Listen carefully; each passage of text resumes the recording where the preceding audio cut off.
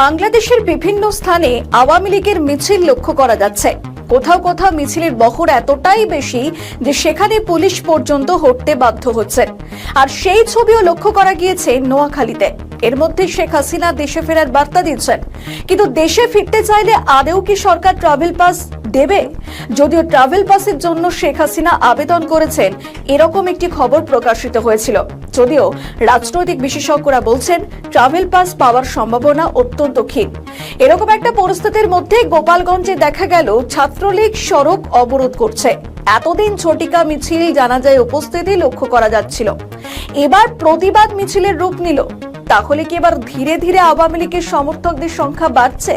সেটা কিন্তু ধরে নেওয়াই যায়। পাশাপাশি বাড়ছে তাদের সাহসও। সেই সাহস যোগাচ্ছে কে?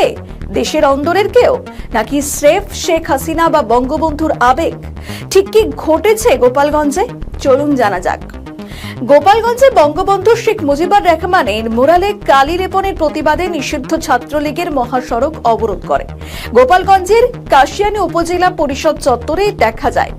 সেখানে প্রতিবাদ বিক্ষোভ মিছিল এবং মহাসড়ক অবরোধ করেছেন ছাত্রলীগের নেতাকর্মীরা। সোমবার দুপুর 12:15টার দিকে তারা উপজেলার রাতেল হর্টিকালচার সেন্টার এলাকায় ঢাকা খুলনা মহাসড়ক অবরোধ করেন। আর এই ঘটনার ভিডিও সোশ্যাল মিডিয়াতে দ্রুত ছড়িয়ে পড়ে। এই ভিডিওতে দেখা যাচ্ছে ছাত্রলীগ 40 থেকে 50 জন নেতাকর্মী মিছিল করেন। তারা সড়কে আগুন জ্বালিয়ে বিভিন্ন স্লোগানও দেন। পাশাপাশি শেখ মুজিবুর রহমানের মুরালে কালি লেপনের প্রতিবাদ জানান। প্রায় আধ ঘন্টা মহাসড়ক অবরোধের কারণে উভয় পাশে যান চলাচল ব্যাহত হয় এবং বেশ কয়েকটি যানবাহন আটকে পড়ে। তবে মিছিলে কারা নেতৃত্ব দিয়েছেন সেটা বোঝা যায়নি। কাশিয়ানী উপজেলা ছাত্রলীগের সহসভাপতি সুমন সরকার যেখানে সোমবার দুপুরে তার ব্যক্তিগত ফেসবুক অ্যাকাউন্টে বিক্ষোভ মিছিলের একটি ভিডিও শেয়ার করেন। আর এই বিষয়ে কাশিয়ানী থানা ভারপ্রাপ্ত কর্মকর্তা মোহাম্মদ মাহফুজুর রহমান বলেন, শুনেছি ছাত্রলীগের নেতাকর্মীরা মিছিল করেছিলেন, ঘটনাস্থলে গিয়ে কাউকেই পাওয়া যায়নি। বিষয়টি খতিয়ে দেখা হচ্ছে।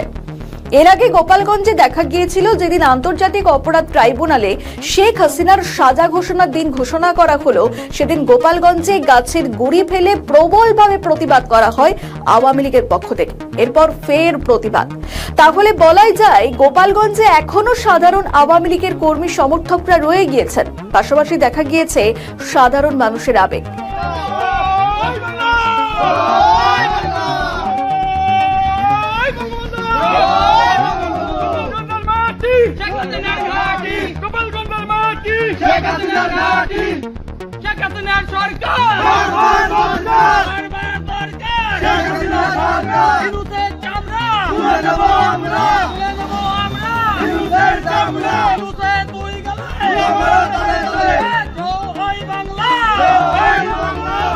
এদিকে এত বড় একটি কর্মসূচি করে ফেললো আওয়ামী লীগ গোপালগঞ্জে, অথচ সেখানকার পুলিশ বলছে কাউকেই দেখা যায়নি।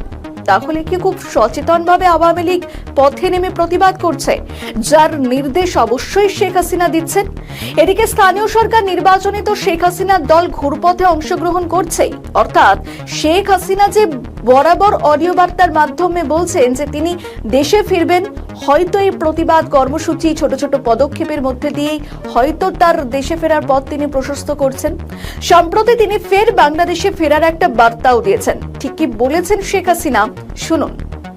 এবং আওয়ামী লীগ ইনশাল্লাহ সেই সুযোগ পাবে এবং সেদিন খুব বেশি দূরে না, এটা আমি বিশ্বাস করতে পারি। আর আমি আমাকে ফাঁসির হুকুম দিয়েছে, আমাকে একটা মামলা দিয়ে মিথ্যে অনেক শাস্তি দিয়েছে, আমি এটা পরোয়া করি না। আমি বলবো ঠিক আছে, জেলখানা রেডি করেন, ফাঁসির মঞ্চ রেডি করেন, আমি আসবো। তবে ইউনূসের রাজত্ব সবাই দেখেছেন, তারেকের রাজত্ব কিছুদিন দেখেন কত আহ্লাদ করে যারা নিয়ে এসেছেন তারা একটু দেখেন যে কেমন চালায়। আমি সময় মতো ইনশাল্লাহ চলে আসব এবং যে অবস্থায় আমার হোক আমি দেশের মানুষের কাছে আছি, মানুষের কাছে থাকবো। যত দূরেই থাকি আমার মন, আমার হৃদয় সবসময় ওই বাংলাদেশেই পড়ে আছে। আওয়ামী লীগ যে ফের সক্রিয় হচ্ছে সেটা তো পরিষ্কার। এখন দেখার তাদের এই সক্রিয়তা আদৌ কতটা প্রভাব ফেলতে পারে বাংলাদেশের জনমানুষে।